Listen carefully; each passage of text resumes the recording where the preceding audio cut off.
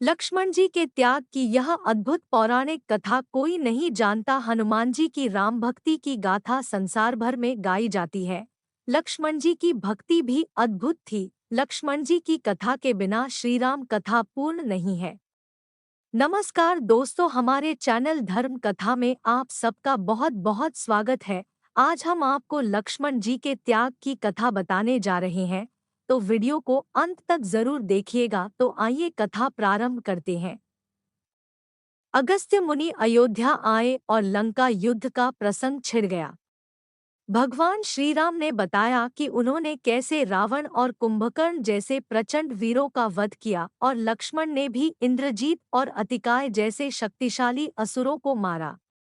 अगस्त्य मुनि अयोध्या आए और लंका युद्ध का प्रसंग छिड़ गया। भगवान श्री राम ने बताया कि उन्होंने कैसे रावण और कुंभकर्ण जैसे प्रचंड वीरों का वध किया और लक्ष्मण ने भी इंद्रजीत और अतिकाय जैसे शक्तिशाली असुरों को मारा। अगस्त्य मुनि बोले, श्री राम, बेशक रावण और कुंभकर्ण भी प्रचंड वीर थे, लेकिन सबसे बड़ा वीर तो मेघनाद ही था। उसने अंतरिक्ष में स्थित होकर इंद्र से युद्ध किया था और बांधकर लंका ले आया था। ब्रह्मा ने इंद्रजीत से दान के रूप में इंद्र को मांगा, तब इंद्र मुक्त हुए थे। लक्ष्मण ने उसका वध किया, इसलिए वे सबसे बड़े योद्धा हुए।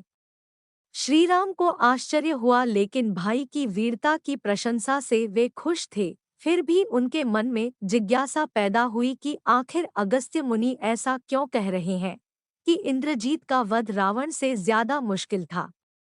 अगस्त्य मुनि ने कहा, प्रभु, इंद्रजीत को वरदान था कि उसका वध वही कर सकता था। अगस्त्य मुनि बोले, श्री राम, बेशक रावण और कुंभकर्ण भी प्रचंड वीर थे, लेकिन सबसे बड़ा वीर तो मेघनाद ही था।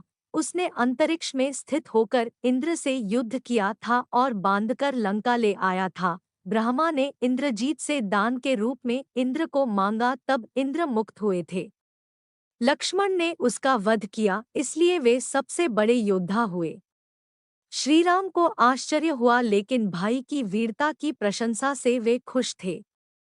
फिर भी उनके मन में जिज्ञासा पैदा हुई कि आखिर अगस्त्य मुनि ऐसा क्यों कह रहे हैं कि इंद्रजीत का वध रावण से ज्यादा मुश्किल था।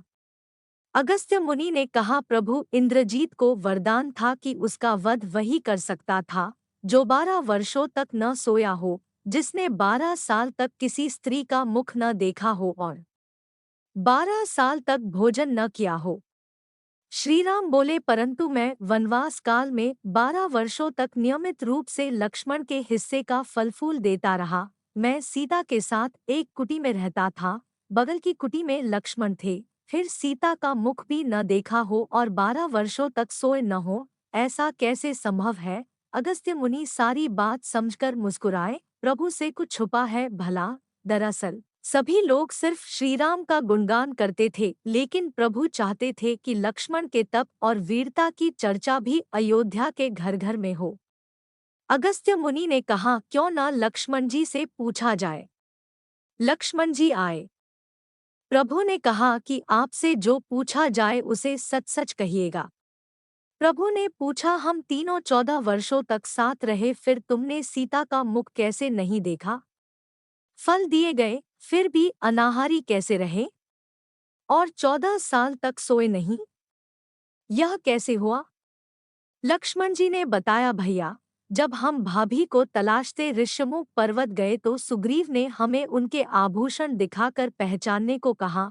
आपको स्मरण होगा कि मैं तो सिवाय उनके पैरों के नुपुर के कोई आभूषण नहीं पहचान पाया था, क्योंकि मैंने कभी भी उनके चरणों के ऊपर देखा ही नहीं। 14 वर्ष नहीं सोने के बारे में सुनिए। आप और माता एक कुटिया में सोते थे।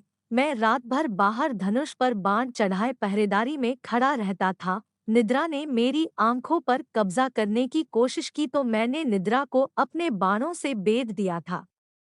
निद्रा ने हार कर स्वीकार किया कि वह 14 साल तक मुझे स्पर्श नहीं करेगी, लेकिन जब श्रीराम का अयोध्या में राज्याभिषेक हो रहा होगा और मैं उनके पीछे सेवक की तरह छत्र लिए खड़ा रहूंगा, तब वह मुझे घेरेगी।